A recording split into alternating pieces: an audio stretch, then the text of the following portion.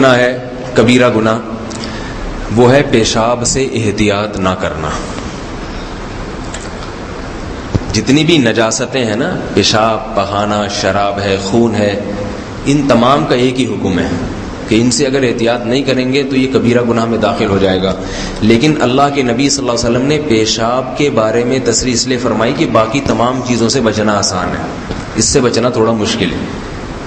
قضائے حاجت جو ہے نا، اس کے لیے تو واش روم استعمال کیا جاتا ہے، وہ تو ختم وہیں پہ. خون نکل گیا، کبھی کبھار ہی ہوتا ہے زخم سے خون نکلا، وہ دھو لیتے ہیں لوگ. یہ پیشاب ایسی چیز ہے کہ اس میں اگر انسان تھوڑا سا غیر محتاط ہو جائے تو ناپاکی حد سے تجاوز کر جاتی ہے، اور انسان اتنا ناپاک ہو جاتا ہے کہ پھر اس کی نماز قبول نہیں ہوتی. تو اس لیے پیشاب سے احتیاط نہ کرنا بھی گناہ کبیرہ ہے.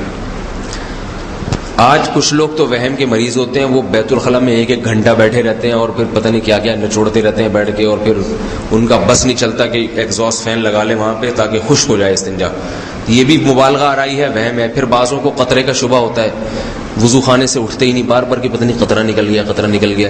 ایک آدمی میں نے دیکھا پچھلے سال، اچھا بھلا صحت مند، وضو خانے میں لوگ وضو کر رہے ہیں، وہ اپنی شلوار دھو رہا ہے، اور شلوار بھی سب کے سامنے وہ جگہ جہاں سے انسان پیشاب کرتا ہے نا، بالکل اس جگہ کو دھو رہا ہے. میں نے کہا بھائی کیا کر رہے ہیں سب کے سامنے؟ کہہ رہے وہم دور ہو جائے تاکہ میرا یہ جگہ پاک کر رہا ہوں، وہم دور ہو جائے. تو یہ وہمی لوگ ہو جاتے ہیں جن کو بار بار یہ قطرہ اور پیشاب، اتنی ٹینشن نہیں لینی چاہیے اس چیز میں. لیکن بعض غیر محتاط بھی بہت ہوتے ہیں. تو میں یہ اس لیے کہہ رہا ہوں کہ جب بھی پیشاب کے بارے میں یہ احتیاط کا بیان سنتا ہوں تو وہمیوں کے فون آنا شروع ہو جاتے ہیں، جس سے بڑا دماغ خراب ہو. تو وہ وہمی جن کو کبھی استنجا کبھی ہوا ہی نہیں، ان لوگوں کا دیکھا ہوگا نا آپ لوگوں نے کہ آدھا گھنٹہ بیت الخلاء سے نکلتے ہی نہیں ہے. خواتین میں یہ وہم بہت ہی زیادہ ہوتا ہے. خواتین ایک گھنٹہ بیت الخلاء وہمی ہو جاتی ہے کہ پتہ نہیں وہ کوئی قطرہ نہ نکل رہا ہے اور شلوار نہ ناپاک ہو جائے. اور بھی غم ہیں زمانے میں محبت کے سوا، شاعر نے کہا ہے، اور بھی کام ہمیں کرنے ہیں. یہی تھوڑی کہ بیٹھ کے استنجائی خوش کرتے رہو گے. تو لیکن بعض غیر محتاط بھی ہوتے ہیں، واقعی وہ محتاط نہیں ہوتے، تو ان کے بارے میں یہ بات میں کر رہا ہوں، وہمیوں کی بات نہیں کر رہا ہوں. ان کا دنیا میں کوئی علاج نہیں. تو جو غیر محتاط ہوتے ہیں، تو پہلے حدیث سنا دیتا ہوں. 2 حدیثیں اس بارے میں. ایک حدیث رسول اللہ صلی اللہ علیہ وسلم نے فرمایا، استنزہوا من البول فإن عامۃ عذاب القبر منہ. فرمایا پیشاب سے احتیاط برتو، اس لیے کہ اکثر عذاب قبر اسی کی وجہ سے ہوتا ہے، جو لوگ پیشاب سے احتیاط نہیں کرتے. دوسری حدیث، آپ صلی اللہ علیہ وسلم 2 قبروں کے پاس سے گزرے، مشہور حدیث ہے. آپ نے فرمایا کہ ان دونوں کو عذاب قبر ہو رہا ہے، اور فرمایا وما يعذبان من کبیر الا وانہما کبیر.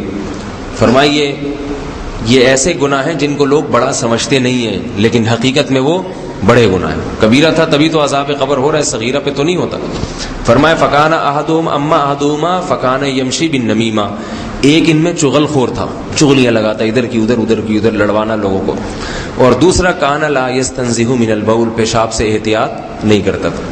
اب پیشاب سے بے احتیاطی کیسے ہوتی ہے؟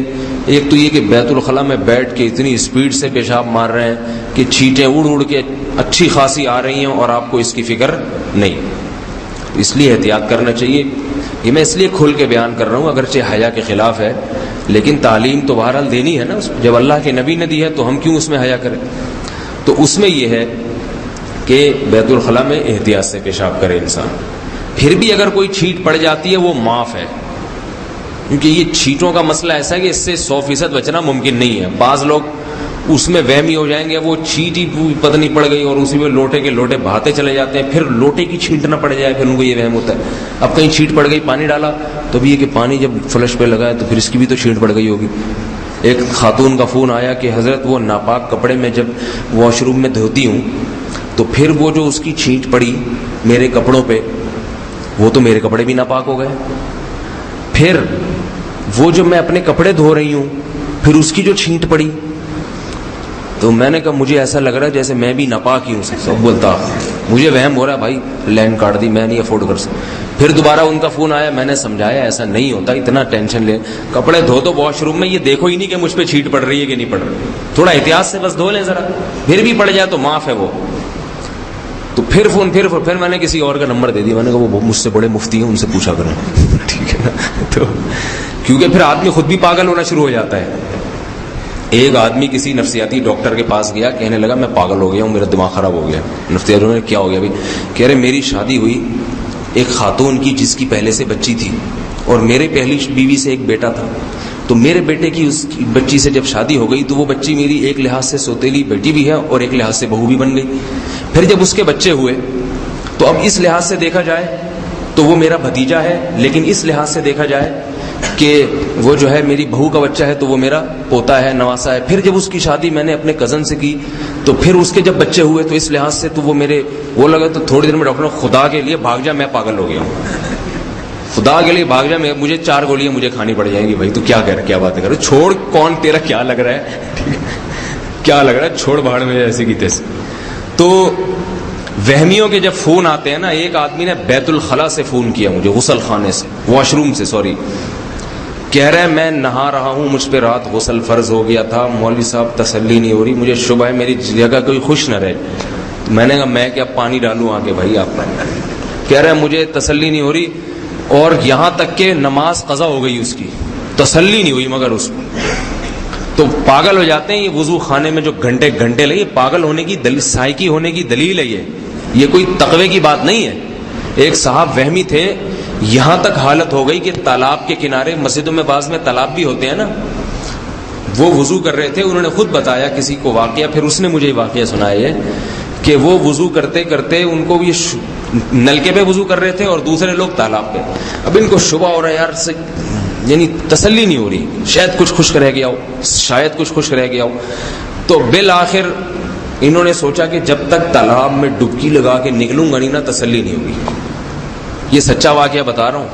اب ڈبکی کیسے لگائیں, سارے نمازی بیوقوف سمجھیں گے اس کو کیا ہو گیا پاگل کو. عمر بھی ان کی 50-55 سال ہوگی ان صاحب کی.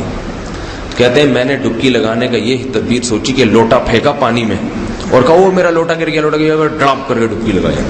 جب پوری 2-4 غوطے لگا کے باہر نکلے, تسلی ہوئی کہ شاید اب انشاءاللہ غسل ہو گیا ہوگا, وضو ہو گیا ہوگا. اب تو غسل ہو گیا, وضو کیا. تو وہمی آدمی کا دنیا میں کوئی علاج نہیں ہے.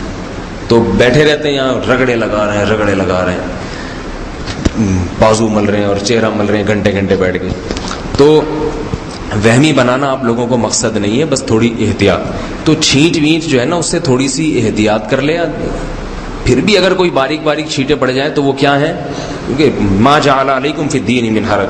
ایک بہت بڑے تابعی تھے, غالباً امام زین العابدین رحمہ اللہ تعالیٰ کا واقعہ ہے کہ انہوں نے جب احادیث سنی کہ پیشاب سے احتیاط برتو, تو انہوں نے یہ کیا کہ ایک شیشے کی بوتل رکھ لی کہ بھائی شیشے کی بوتل میں پیشاب کروں گا تاکہ چھینٹ ہی نہ پڑے. تو بعد میں انہوں نے کسی نے ان کو تنبیہ کی کہ بھائی آپ یہ کیا کر رہے ہیں. ان کو احساس ہوا, انہوں نے فرمایا کہ لم یفعل ھذا من هو خیر منی, کہ یہ کام جو مجھ سے بہتر تھے, جو زیادہ متقی تھے, محمد صلی اللہ علیہ وسلم, جب انہوں نے نہیں کیا تو میں اگر کر رہا ہوں تو یہ شریعت میں مبالغہ آرائی ہو رہی ہے, مبالغہ ہو رہا ہے. جیسے نارمل لوگ پیشاب کرتے ہیں اسی طرح کر لیا کرو, بس تھوڑی احتیاط کرو, کسی پتھر پہ نہ ہو ایسے ڈائریکٹ کہ چھینٹے ایک دم اڑے, تھوڑی احتیاط کر لو, کوئی نرم زمین تلاش کر لے, یا کوئی ڈھلان تلاش کر لے, کوئی ایسا جیسا حساب کتاب. تو انہوں نے اتنی احتیاط کی, مگر پھر اس کو کیوں چھوڑ دیا کہ یہ احتیاط تو نبی نے نہیں کی. تو ہمیں جتنا نبی نے کیا بس اتنے کے ہم مکلف ہیں, اس سے زیادہ تقوی اختیار کرنے کی کوشش کریں گے تو پھر وہمی ہو جائیں گے, پاگل ہو جائیں گے. بعض لوگوں کو ایسا وہم ہوتا ہے, میں سچا واقعہ سنا رہا ہوں. اسی مسجد میں ایک صاحب آئے, لانڈھی سے آئے, میں سو رہا تھا, دوپہر آرام کر رہا تھا, مجھے دروازہ ڈھاڑ کر کے اٹھایا جیسے پولیس گرفتار کرنے کے لیے کسی کو آئی ہوتی ہے. میں نے کہا بھائی میں آرام کر رہا ہوں. نہیں بہت ضروری مسئلہ ہے, بہت ضروری مسئلہ ہے. جی بیٹھ گیا میں آ کے. کیا مسئلہ ہے بھائی؟ کہہ رہے ہیں وہ لانڈھی سے ایک نوجوان تھا, بالکل پڑھا لکھا لگ رہا تھا. کہہ رہے وہ نا میں نے اپنی بیوی کا نا وہ جو ہے نا میں نے اپنی بیوی کو وہ الفاظ جو ہے نا, جو وہ الفاظ ان کا میرے ذہن میں تصور آیا ہے. میں نے کہا کون سے الفاظ کا تصور آیا؟ کہ وہ الفاظ زبان سے نہیں, وہ بڑے خطرناک الفاظ. میں نے کہا کہ طلاق دے دی ہے کیا؟ استغفر اللہ. بس یہی تصور آیا ذہن میں, یعنی طلاق کا تصور آیا ذہن میں. ظاہر ہے ایسا آدمی طلاق کیسے نکال سکتا ہے جس کی مفتی کے سامنے نہیں نکل رہی لفظ طلاق پوچھنے کے لیے, بیوی کو کہاں سے نکالے گا وہ؟ تو میں نے کہا وہ نہیں ہوئی. میں نے کہا وہ جو چیز ہے نا وہ نہیں ہوئی. کہہ رہے حضرت مجھے تسلی نہیں ہو رہی, میری زندگی عذاب بن گئی, بار بار میرے دماغ میں طلاق کا تصور آتا ہے, مجھے ڈر لگتا ہے زبان سے نہ نکل جائے, اور اتنا گہرا تصور آتا ہے کہ مجھے لگتا ہے کہیں ہو ہی نہ گئی ہو. میں نے کہا بھائی جا کے کوئی اور کام کرو, اللہ کے بندے, اور بھی ہم ہیں زمانے میں محبت کے سوا, ٹھیک ہے, کوئی کام کرو, ملازمت کرو, کہیں کچھ اپنے آپ کو مصروف رکھو. لیکن نہیں جا رہا تھا وہ, بس مجھے تسلی دے دیں, مجھے فتویٰ لکھ کے دیں. میں نے کہا ایسی فضول چیزیں میں لکھ کے نہیں دیتا, بول کے نہیں دیتا ہوں, تو آپ کو میں نے تھوڑا سا ترس آ گیا اس لیے بول دیا آپ کے سامنے. دھکے دے کے نکالا, بھائی جا معاف کر یہاں سے. پھر اگلے دن فون آیا, حضرت میں بات کر رہا ہوں وہی جو آپ سے ملنے آئے تھے. میں نے کہا پتہ نہیں کون ملنے آئے تھے. کہہ رہے وہ نہیں جس کو وہ چیز ذہن میں بہت آ رہی تھی. تو کہہ رہے, اب میں نے کہا اچھا سمجھ گیا, آپ وہی ہیں جن کے ذہن میں وہ چیز. کہہ رہے ہاں وہ چیز اب پھر آ رہی ہے, مجھے ڈر ہے کہیں طلاق تو نہیں ہو گئی, یعنی وہ چیز تو نہیں ہو گئی, طلاق تو کہاں کہتا وہ. میں نے کہا آپ کی وہ چیز نہیں ہو سکتی بھائی, آپ زبان سے بھی نکال دو, نہیں ہوگی. حالانکہ زبان سے نکالنے سے ہو جاتی ہے, لیکن وہم کے علاج کے لیے نا ان لوگوں کو تھوڑا مبالغہ آرائی کر کے جواب دینا پڑتا ہے. جیسے ایک صاحب یہاں, ان کے وضو میں ان کو بار بار شبہ کہ میرا وضو تو نہیں ٹوٹ گیا بار بار. تو میں نے کہا تمہارا وضو نہیں ٹوٹ سکتا, تم کچھ بھی کر لو. میں نے کہا بھائی تمہارا میں گارنٹی لے رہا ہوں, تمہارا جس دن ٹوٹا نا میرا گریبان پر, میں نے کہا تم بیت الخلا میں بیٹھ کر آؤ گے پھر بھی نہیں ٹوٹے گا, جاؤ. یہ علاج ہوتا ہے, اس کا مطلب یہ نہیں کہ غلط مسئلہ. میں نے کہا بھائی تمہارا سب کا ٹوٹ جائے گا. میں نے کہا تمہارا وضو کے علاوہ تمہاری ہر چیز ٹوٹ سکتی ہے, وضو نہیں ٹوٹے گا تمہارا. ہڈی ٹوٹ سکتی ہے, کھوپڑی ٹوٹ سکتی ہے, تمہاری گردن ٹوٹ سکتی ہے, وضو جس دن تمہارا ٹوٹ گیا قیامت کے دن تم میرا گریبان پکڑنا کہ مولوی صاحب نے کہا تھا نہیں ٹوٹے گا, اور یہ ٹوٹ کیسے گا. پھر جو ہے نا تھوڑی سی شیٹنگ پہ آیا وہ. تو وہم نہ ہو جائے. طہارت کے جب بھی مسائل بتاتا ہوں ڈر لگتا ہے وہمی نہ بن جائیں, غسل خانوں سے فون نہ کرنا شروع کر دیں, واش روموں سے فون نہ آنا شروع ہو جائیں. تو بس صرف یہ بتانا ہے کہ ذرا احتیاط کریں. اور ایک اہم چیز احتیاط میں یہ ہے کہ خواتین کو یہ بات سمجھائیں کہ بچے جو پیشاب کرتے ہیں گھروں میں, جو اصل بات میں کہنا چاہ رہا تھا, جہاں زیادہ بے احتیاطی ہوتی ہے, آج خواتین اس معاملے میں بہت سست ہو گئی ہیں. بچہ گدوں میں پیشاب کرتا ہے, وہ پیشاب جمع ہوتا رہتا ہے, اسی پہ گیلے پاؤں لے کے لوگ چڑھتے بھی ہیں, بیٹھتے بھی ہیں, تو وہ ساری ناپاکی کہاں لگتی ہے, جسم پہ لگتی ہے. اسی کو لے کے پھر نمازیں بھی پڑھتے ہیں, اسی کو لے کے فرش پہ بھی چلتے ہیں, جائے نمازوں پہ بھی کھڑے ہو جاتے ہیں. تو خواتین کو ذرا تنبیہ کریں کہ بھائی یہ گھروں میں طہارت کا ماحول, کچھ ہندوؤں کے گھر تھوڑی ہے, ہمارے سکھوں کے گھر تھوڑی ہیں, کوئی بھنگیوں کے گھر تھوڑی ہے کہ جہاں بچہ پیشاب کر دے تو بس وہ اٹھانا ہی نہیں, اب خود ہی پڑا سوکھ جائے. وہ اسے دھو لیں ایک دفعہ, گدے کو ایک دفعہ پانی بہا دیں, اس میں سے کارپیٹ پہ پیشاب کر دیا ہے تو نیچے تھوڑا سا برتن رکھیں, کارپیٹ پہ پانی ڈالیں, جب وہ تھوڑا 2-4 دفعہ نیچے چلا جائے گا تو کارپیٹ پاک ہو جائے گا. فرش پہ گر دیا, تھوڑا سا پوچھا لگا دیں اس پہ 3-4 دفعہ, اور پیشاب پخانے کے پوچھے الگ رکھیں.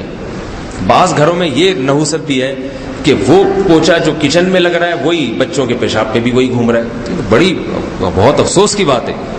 تو وہی جو ہندوؤں کا کلچر ہے, طہارت نہیں ہے, ہمارا کلچر بھی وہ ناپاک کپڑے ہیں وہ سارے ایک ساتھ دھل رہے ہوتے ہیں, پھر ان کو الگ سے پانی میں کنگھالنے کا اہتمام بھی نہیں کیا جاتا. تو یہ ساری چیزیں پھر اللہ کے عذاب کو دعوت دینے والی باتیں ہیں. تو یہ بھی کبیرہ گناہ ہے, گھروں میں بچے پیشاب کریں اور خواتین اس پیشاب کو صاف کرنے کا انتظام نہ کریں. اللہ تعالی ہمیں طہارت کے حکام پر مضبوطی سے عمل کی توفیق عطا فرمائے. عصر کے بعد بھی وقت ملا تو انشاءاللہ 1-2 گناہوں پر اس وقت بیان کر دوں گا تاکہ جو ہماری چھٹیاں ہوئی ہیں فجر کے بعد اس کی تلافی ہو جائے. سبحانک اللہم و بحمدک نشہد ان لا الہ الا انت نستغفرک.